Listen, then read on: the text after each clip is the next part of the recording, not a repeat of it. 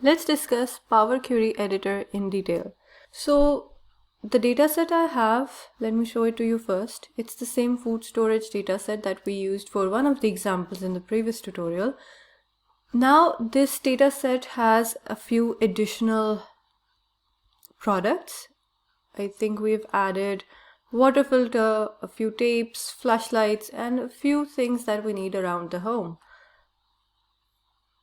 So this is the difference that we've made to the file, and then we have a pivot table here which shows the prices by months, and then we have an overview of the purchase, and it shows us the location by products, the months that we have in the first quarter, and the total that we have incurred.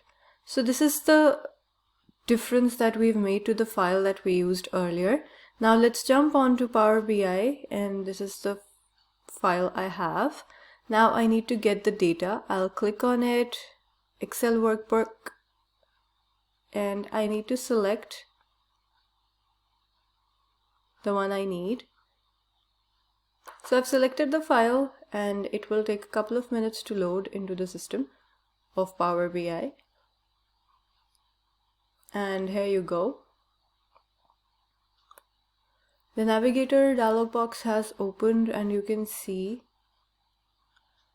that we have 3 sheets here, and we need this purchase overview for now, along with the pivot table.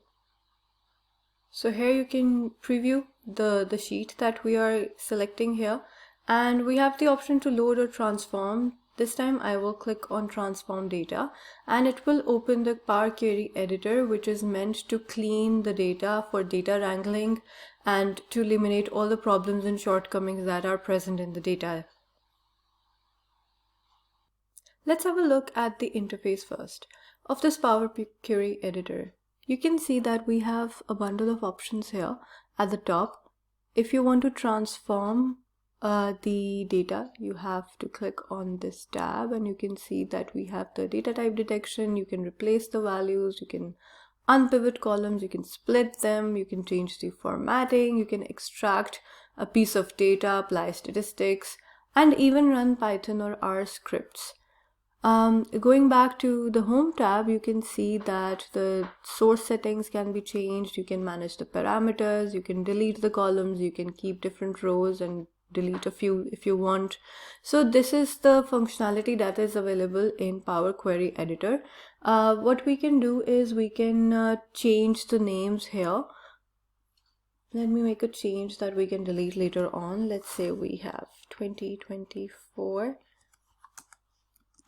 food, and we have made this change. I'll click somewhere, and you can see that the change has been made. Sorry for the spelling mistake.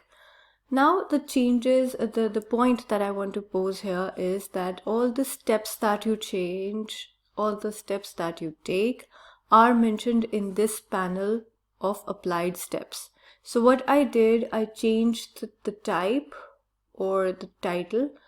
If we have made, let's say, 100 changes, and we want to eliminate one of the changes that we have made to the file, usually in Microsoft Word, what we do, we use the option of undo, and it goes in a sequence.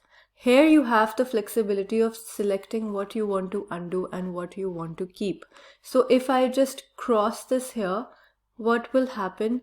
Any change that I have made will be deleted.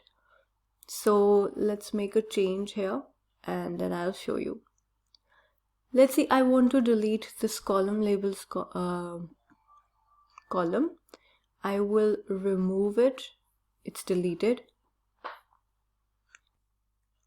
So you can see that I removed a column. It has successfully deleted the column that I wanted to.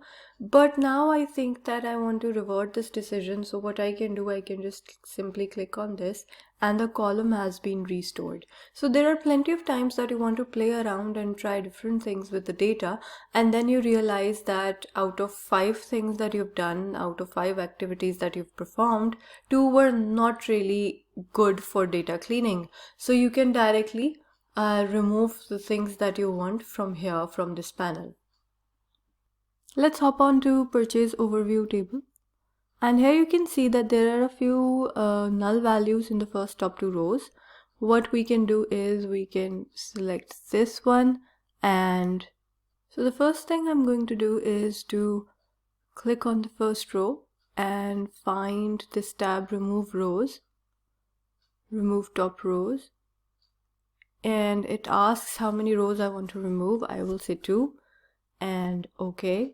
So it has removed the first 2 rows from the table so that it looks cleaner. And now if you see that the first row, usually what happens is when we extract or import data from anywhere else like Excel, the blank spaces that we have left in the file that we usually do are also extracted, and it does deteriorate the data that we have. So you can see that the first row that we have are actually the column names that should have been here in the column name area. So here you can see that the column names are actually just 1, 2, 3 as it is present in Excel. So what you can do, you can select use first row as headers, and here I will click on it, and you can see that very quickly the first row has been added to the headers, and now it makes much more sense. Moreover, you might have observed that at the top where the column titles are mentioned, there are a few symbols written like ABC 1.2. These symbols represent the data types of these columns, and we want to change the data types of the columns to a more appropriate one. So you click on the data type, you will get a list of all the data types available. And usually, because these are price values, we select fixed decimal numbers, and you can replace all the values with fixed decimal numbers, and you can see that now it has changed to $, and that represents money. So we will do that for all the columns because they all represent the price.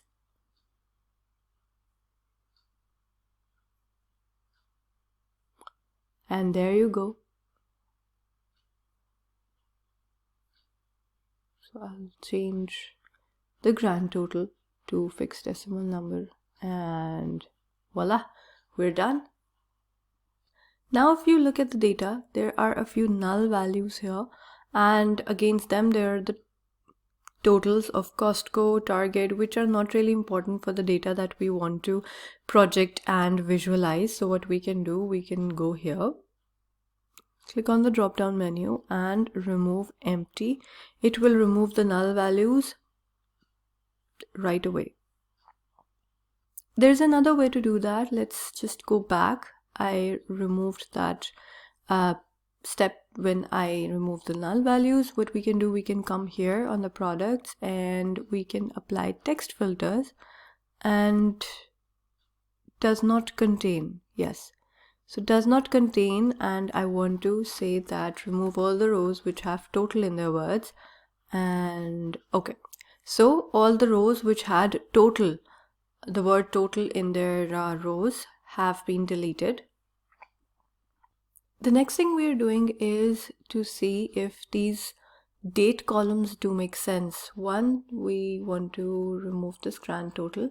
Actually, we are trying to go to a place where we started. We're assuming that we have been provided with a pivot table, and we want to actually go back to a state where we can analyze and visualize the data that we have. So I'll go on Home tab and I'll remove this column.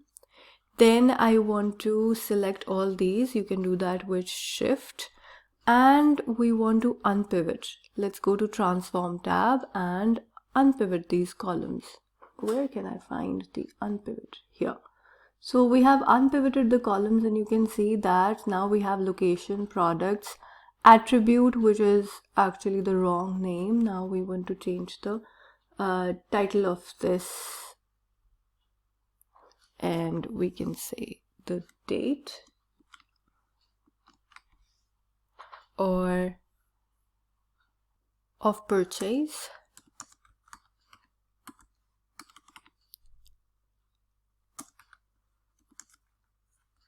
And now we want to actually change the data type as well, because it's a date and not text. So we will pick date here, and you can see it's in a much better state. We are actually assuming that we have been given a pivot table, which happens in a lot of organizations, and we want to transform it into a list type data where we can apply all the visualizations in a much better way. So here we are. This is just a sample of how we can use Power Query Editor. You can use it to change the formatting, you can use it to clean the data, remove the null values, and so on and so forth. So the expertise can be easily developed, but with practice, you need to practice, you need to play with the data set and try different options to clean it, and only then you would be able to comprehend what action steps are actually required. Thank you for now. I'll see you in the next tutorial.